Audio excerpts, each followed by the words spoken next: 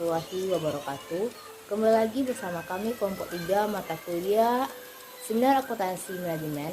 Dalam video kali ini kami akan mengulas sebuah artikel yang berjudul Determinant and Second Screen of Transfer Pricing, Autonomy and Empirical Investigation.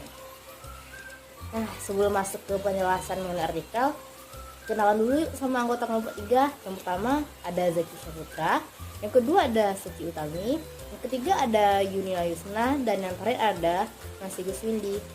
Nah, dalam penjelasan artikel ini kita akan membahas beberapa poin loh. Yang pertama itu pengertian transfer pricing, yang kedua abstrak, yang ketiga introduction, yang keempat hypothesis and development, yang kelima metode, yang keenam result, dan yang terakhir conclusion.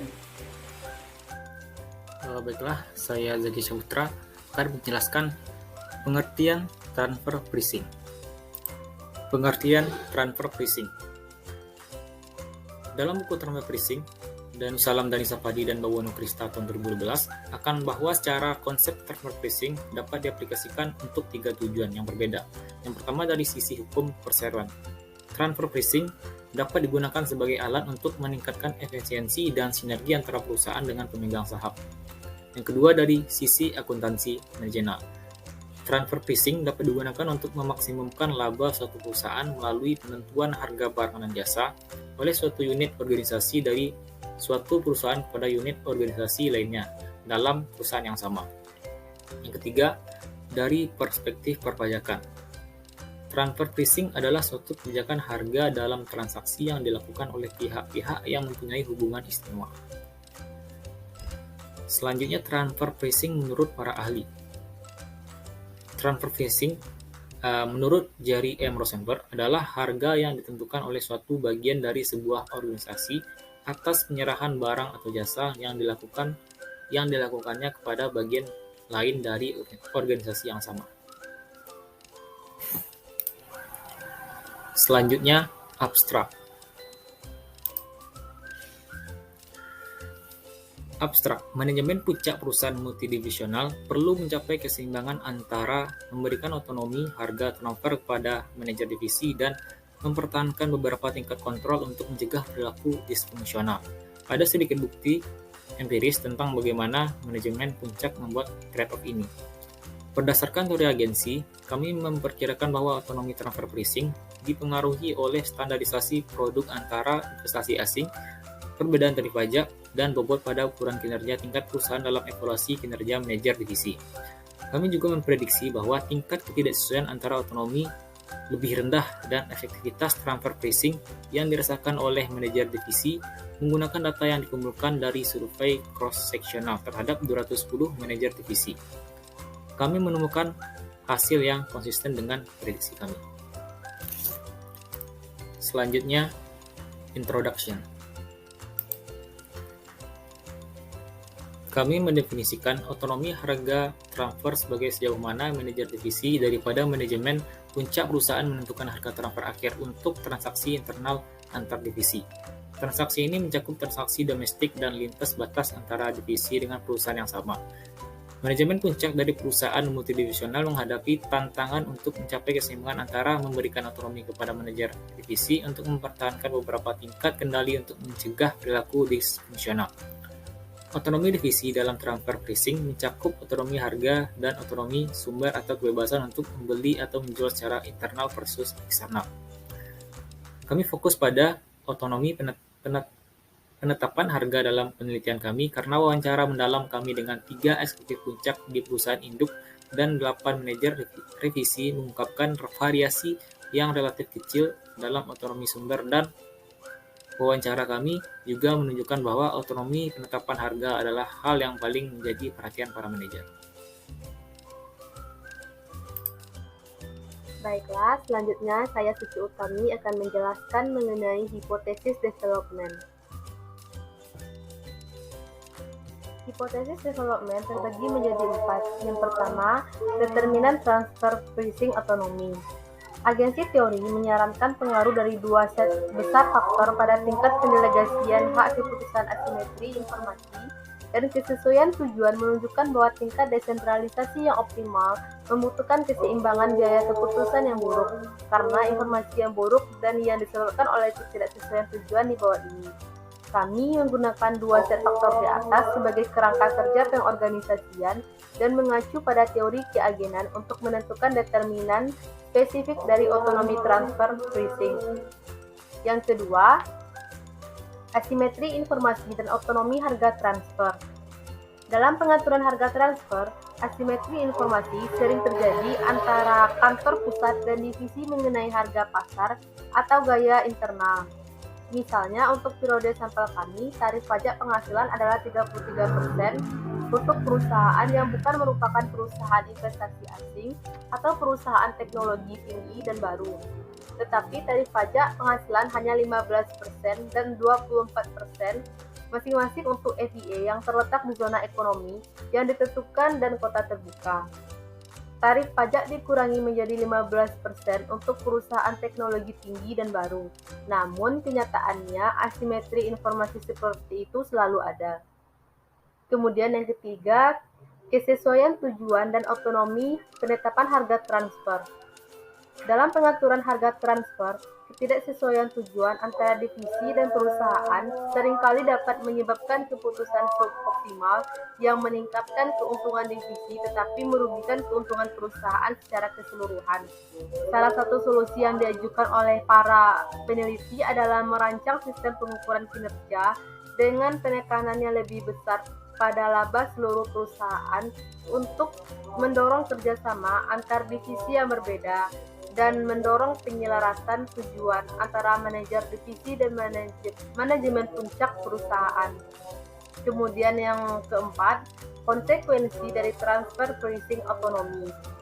Pada bagian ini, kami memeriksa apakah konsekuensi otonomi divisi pada berbagai hasil adalah fungsi dari kesesuaian antara otonomi harga transfer dan karakteristik organisasi dan lingkungan.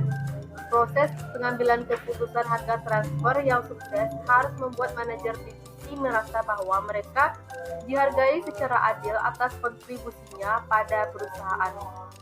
Keadilan prosedural mengacu pada keadilan dirasakan dari cara yang digunakan untuk menentukan hasil keputusan dan dipupuk melalui memiliki suara dalam pengambilan keputusan atau pengaruh atas hasil. Dalam pengaturan harga transfer, keadilan distributif mencangkup keadilan harga transfer itu sendiri dan pengaruh harga transfer pada kompensasi manajer divisi. Baiklah, saya Yunila Yusna akan melanjutkan materi mengenai method. Di dalam artikel ini, method ada dua. Satu, sampel dan data. Untuk menguji hipotesis, kami mengumpulkan data melalui survei terhadap manajer umum atau manajer keuangan dari divisi milik perusahaan industri atau komersial di Cina. Kami mengambil langkah-langkah berikut untuk memastikan kualitas desainer kuesioner pertama. Kami melakukan wawancara mendalam dengan 3 eksekutif puncak di perusahaan dan 8 manajer divisi untuk mengembangkan pemahaman yang lebih baik tentang variasi otonomi divisi dalam proses pengambilan keputusan harga transfer. Kemungkinan penentu otonomi harga transfer, potensi masalah, dan konflik di proses pengambilan keputusan transfer pricing. Seorang manajer divisi berkomentar bahwa harga pasar adalah kisaran bukan satu angka, bahkan jika manajemen puncak mengamanatkan harga transfer berdasarkan harga pasar, kami masih dapat memiliki keleluasaan yang cukup besar terkait harga pasar yang akan digunakan. Demikian pula, manajemen puncak dapat mengamanatkan penetapan harga transfer berbasis biaya dan menjalankan persentase. Tetapi, divisi masih memiliki keleluasaan mengenai biaya aktual yang digunakan manajerial. Divisi lainnya yang kami wawancarai berkomentar, kami menentukan biaya sendiri berdasarkan pengalaman masa lalu dan kebutuhan kami sendiri. 2. Ada variabel kontrol. Kami menyertakan sejumlah variabel kontrol dalam pengujian kami.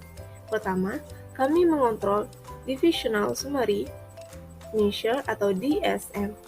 Dan kami mengharapkan hubungan positif antara DSM dan otonomi divisi berdasarkan penelitian sebelumnya tentang desentralisasi secara umum. DSM adalah bobot persentase pada ukuran-ukuran yang meringkas kinerja keuangan divisi secara keseluruhan dalam evaluasi kinerja manajer divisi. Kedua, kami mengontrol desentralisasi secara umum menggunakan 5 item yang diadaptasi dari Gucia tahun 1994, mengikuti studi sebelumnya. Kami menyusun ukuran keseluruhan desentralisasi dalam mengambil keputusan dengan menggunakan rata-rata menurut peraturan di Cina. Ketiga, kami mengontrol interdependensi organisasi dan ketidakpastian lingkungan yang keduanya telah didokumentasikan dalam literatur sebelumnya untuk mengetahui delegasi secara umum. Keempat, kami mengontrol metode transfer pricing karena penelitian sebelumnya menunjukkan bahwa metode transfer pricing dan otonomi transfer pricing dapat saling berkaitan. Kelima, kami mengontrol ukuran divisi kami, berharap bahwa dengan bertambahnya ukuran divisi, jumlah informasi yang perlu diproses dan ditransfer ke kantor pusat menjadi lebih besar, yang seharusnya mengarah pada pendelegasian yang lebih besar. Ukuran diukur sebagai logaritma natural dari total aset divisi. Keenam, kami mengontrol persentase transaksi intraperusahaan dari semua transaksi suatu divisi. Volume transaksi dalam perusahaan yang tinggi dapat menyebabkan otonomi divisi yang lebih rendah, karena keinginan manajemen puncak untuk memastikan bahwa transaksi ini menghasilkan persentase yang lebih besar dari keuntungan perusahaan adalah untuk kepentingan terbaik perusahaan. Selanjutnya yang ketujuh, kami mengontrol kepemilikan negara. Sistem pengendalian manajemen di perusahaan milik negara Cina mungkin berbeda secara sistematis dari yang ada di perusahaan bukan milik negara, karena pengawasan pemerintah yang lebih ketat terhadap badan usaha milik negara. Baiklah, hanya itu yang dapat saya sampaikan. Terima kasih. Nah, selanjutnya kita akan bahas result dari artikel ini, teman-teman. Nah, saya sebagai speaker 4 akan menyampaikan mengenai result dari artikel ini. Untuk menjelaskan lebih lanjut tentang berbagai dimensi otonomi transfer pricing, kami juga memeriksa 3 dimensi, yaitu tingkat pendelegasian, tingkat arbitrase, dan partisipasi manajer divisi dalam transfer pricing secara terpisah. Hasil dari analisis tambahan ini sebagian besar konsisten dengan hasil berdasarkan ukuran yang menggabungkan ketiga dimensi ini. Satu-satunya perbedaan adalah bahwa standarisasi dan FIE menjadi tidak signifikan karena kami menggunakan tingkat arbitrase dalam keputusan penetapan harga transfer sebagai variabel dependen. Mengingat argumen teoritis yang bersaing dan hipotesis nol untuk standarisasi, kurangnya signifikan pada variabel ini tidak mengherankan. Mengenai FIE, kami menduga bahwa hal ini berdampak kecil pada tingkat arbitrase karena minimal risiko kewajiban pajak global seringkali menjadi pendorong pembentukan usaha patungan sino asing atau hanya perusahaan milik asing. Oleh karena itu, manajemen perusahaan FIE lebih cenderung untuk memusatkan keputusan penetapan harga transfer ex ante globalisasi yang mengarah ke permintaan yang lebih rendah untuk prosedur arbitrase ex post, mengontrol pilihan simultan otonomi penentuan harga transfer dan pengukuran kinerja. Nah, penjelasan terakhir dari artikel ini yaitu mengenai conclusion dari artikelnya. Conclusion dari artikel. Studi ini mengkaji determinan dan konsekuensi dari otonomi transfer pricing berdasarkan data yang dikumpulkan dari survei cross-sectional manajer divisi di Cina. Kami melaporkan temuan berikut. Pertama, kami menemukan bahwa otonomi harga transfer dipengaruhi oleh faktor-faktor yang mencerminkan asimetri informasi antara manajemen puncak perusahaan dan manajer divisi, seperti standarisasi produk antara investasi asing dan perbedaan tarif pajak antar divisi. Kedua, kami menemukan bahwa otonomi harga transfer dipengaruhi oleh faktor-faktor yang mencerminkan kesesuaian tujuan tetap seperti bobot pada ukuran kinerja tingkat perusahaan dalam manajer divisi jurnal satu riset akuntansi manajemen. Sekian penyampaian artikel dari kelompok 3, semoga dapat dipahami dan menambah wawasan kita semua. Assalamualaikum warahmatullahi wabarakatuh.